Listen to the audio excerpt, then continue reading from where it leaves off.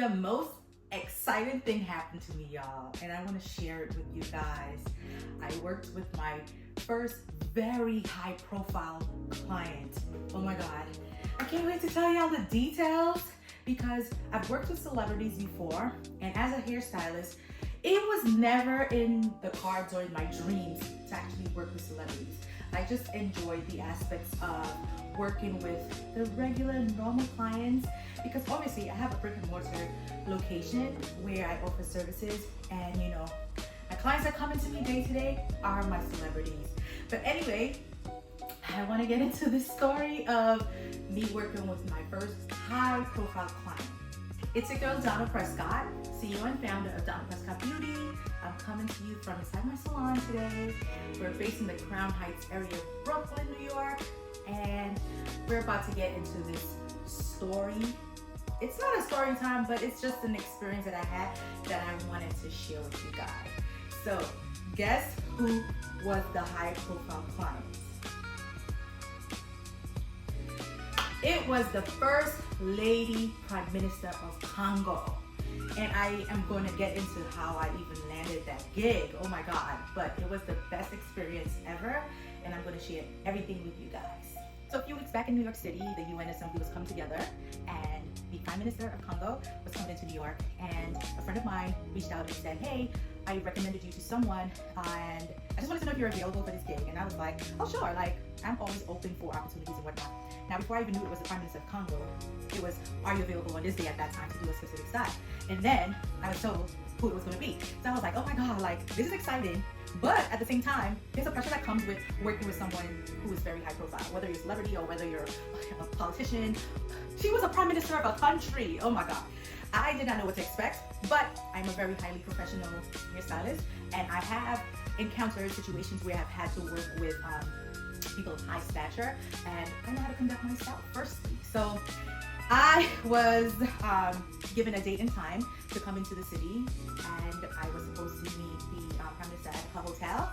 Her assistant met me in the lobby and took me up. There was so many security people. I don't know if they call them CIA from from Africa, but it was like people at her door and just making sure that like security was tight. So when I got into the room, the atmosphere was very, very, very good. Like the energy in the room was not feeling like high pressure. I didn't feel uncomfortable at all. I didn't feel like, oh, I'm beneath this person, or I didn't feel like, oh, do this, that, and everything just flowed.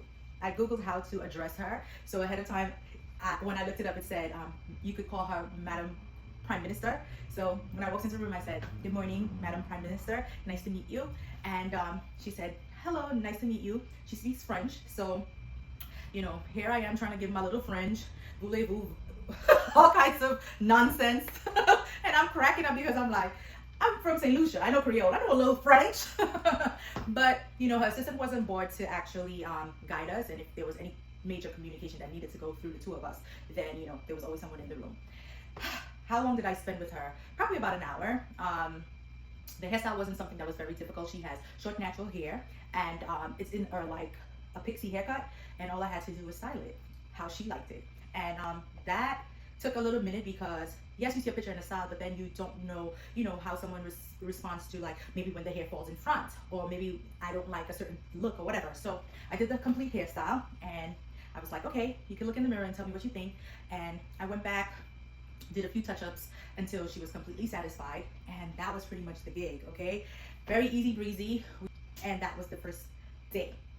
I did not know that in 2 weeks I was going to be reached out again by her team, and I was asked to fly into DC for 2 days now to actually do her hair. Oh my God, I was over the moon, ecstatic about this. Okay, so they reached out and they were like, can you give us your rate for this? And once I got the green light, I was like, all right, let me put this calculation together. I sent my offer, and it was accepted. So I was ready to go. And this happened in a matter of like, I think it was a Thursday, and I needed to be in Washington, D.C. the following Tuesday for work for Tuesday and Wednesday. So I purchased an airline ticket for me to leave New York on Monday evening at 5 p.m. And I could get into DC, settle into my hotel, be prepared for the next morning, Whew, little did I know that I was about to experienced a whirlwind, a tornado, okay? Like, when I thought everything was just flowing smoothly, oh my God, the devil have a way of coming in and tempt us or just try to throw us off course. And if I wasn't the type of stylist that I was, diligent and always, you know, trying to put my best foot forward and always trying to, you know, follow through with my commitments, listen, I would have gave it up. Whew. So let's get into that part of the story. So Monday morning I woke up and I'm like putting all my stuff together and I'm like, you know, I'm gonna get a head start of my day. That way I'm not like forgetting things. I'm moving with ease, I'm just flowing and I'm not feeling stressed. All right, so I packed my stuff at home and then I'm like, let me head to my salon to get my tools and just make sure everything is packed properly, and then I will probably grab a lunch, and then when it's like maybe 2-3 o'clock, I'll try to make my way to the airport, right? On my way to my salon at 10 a.m., I got a phone call from the Prime Minister's assistant saying that, hey, I know this is like last minute, but I was wondering if it was possible for you to actually get here at least by 3-4 o'clock, because the Prime Minister was just given a dinner invitation and she needs to be out of her hotel at 6 o'clock. So she not only needs her hair done the Tuesday and Wednesday morning, but she needs it done the Monday evening. I was like, oh my goodness, like, okay, this is last minute, but I went into Donna mode and I'm like, let's see if we can make this happen. So when I got to my salon, it was almost 11 o'clock and I knew I didn't really have a lot of time. So I just literally packed all my things real quickly and I started looking for a flight out of New York City to get there at least by 3-4 o'clock. It was not really the hardest thing to do, but that weekend in New York, it was raining so badly. So the weather was bad. Flights were already delayed. Flights were already canceled. So it was a bit of a task navigating to getting a flight. So in New York, I could not find anything out of New York earlier that would get me to DC for the time that I needed. I found something in New Jersey.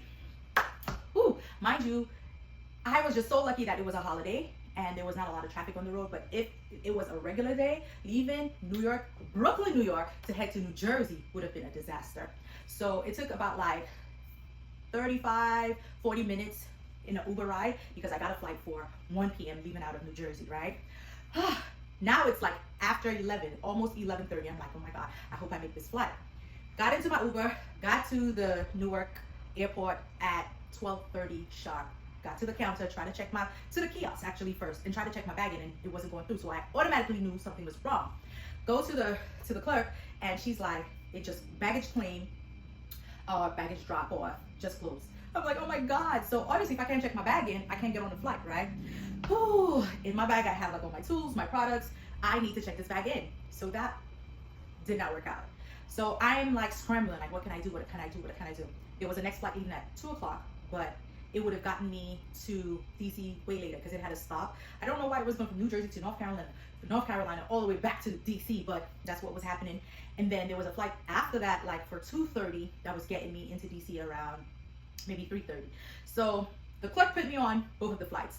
The first one as a standby, but she was saying that the flight was already delayed and it's looking like I'll probably get there 6 o'clock or something. So I'm like, oh my God. All right, well, at least the one that's for sure at 2:30, I'm on that as well.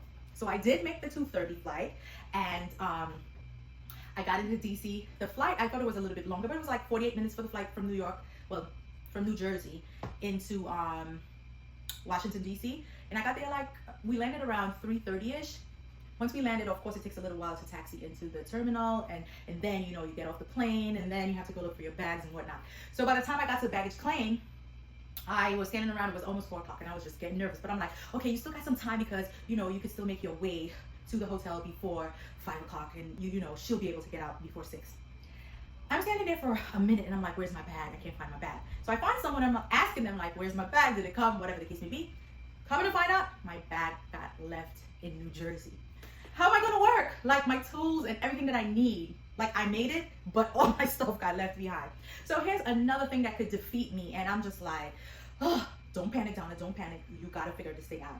And I have been the type of person that have learned to calm myself under pressure and just try to like take steps to help me get through whatever I'm going, instead of just panicking and being like, oh my God, oh my God, oh my God, oh my God. So I did a baggage claim for my bag, and I found out that it was going to come into DC at 9:30 that night. Way later than what I needed, but hey, what can I do? That's beyond my control, right? I had a request put in for my bags to be delivered to my hotel, and I was like, please, please, please, please try to get it there before morning because I need it for my 6 a.m. call time. Anyway, by then it was like almost like 4:30, and now I need to catch an Uber to go into the hotel. At this point, my airport had changed. So now I was at an airport that was 30 minutes away from the hotel versus the initial 15 minutes that I had for the previous flight. Oh, I'm like, don't panic, we're going to do this. So along the way, everything was moving smoothly. I'm like, okay, like it's not a lot of traffic, I'm going to get there. Then we encountered a little traffic, and I'm like, okay, it's okay, we can still do this. When I got to the hotel, I Googled pharmacies and beauty supplies that were nearby, and I had to scramble to get me like these 4 things that saved my life. I just needed the 4 main things that was going to enable me to get this hairstyle out the way. And I did it like a true professional, okay? So I went and I got a comb, I got some edge control, I got some clips, because when you're parting, you need those clips, and then some holding spray. And I'm like, I'm gonna turn water into wine right now, but we're gonna make this work. So I made it to the hotel room exactly at 6:30, and they were like, it's okay. You still have like 30 minutes. If you could do this under 30 minutes, we'll be okay. And I was like, you can breathe now. And I made it happen. So the initial hairstyle, I don't really think that she was 100% happy with the final results, although it looked amazing. But you know, people love what they love, and when they look at themselves, it needs to feel good and look good to them. But we did our best, and she was like, you know, we're crunching for time, so it's okay. I need to get out of here, but tomorrow morning we need to do this way, do that way. And I was like, no problem. Anyway, that was the first night. I was just happy to get through that first day of chaos. Oh, it was just such a relief to be done with the first day of work, head back to my hotel, but I have no suitcase. I just took the best hot shower in the world, ordered some food, and I crashed in the hotel robe, okay? All I needed was some rest. All right, now, day 2. Tuesday morning I woke up, call time is at 6, so obviously I woke up like maybe 4:30, jumped in the shower, and I'm like, ooh, I have to wear yesterday's clothes. This is insane, but we're gonna do what we gotta do. And I'm like, if my bag is not here, I'm gonna have to work again with those 4 things, okay? And just as I was getting myself together, I got a phone call from downstairs saying that my bag was there. So my bag got to my hotel at 5:30 a.m. in the morning, okay? And I am scrambling, and I'm like, this is a scrambling trip. Scrambling for me to go downstairs to get my stuff out of the suitcase. Well, I took my suitcase up to the room. I changed my clothes. Obviously, I was able to get some moisturizer for my face because I was like, oh, this is a lot, and some deodorant. But I was able to change, get my tools, and jump in the Uber, and I made it to call time on time. Day 2 flew by, you know, smoothly. When I got there, we got served with breakfast, the most amazing spread. I was like, oh my God, I feel so special. And we had breakfast, then we did the minister's hair.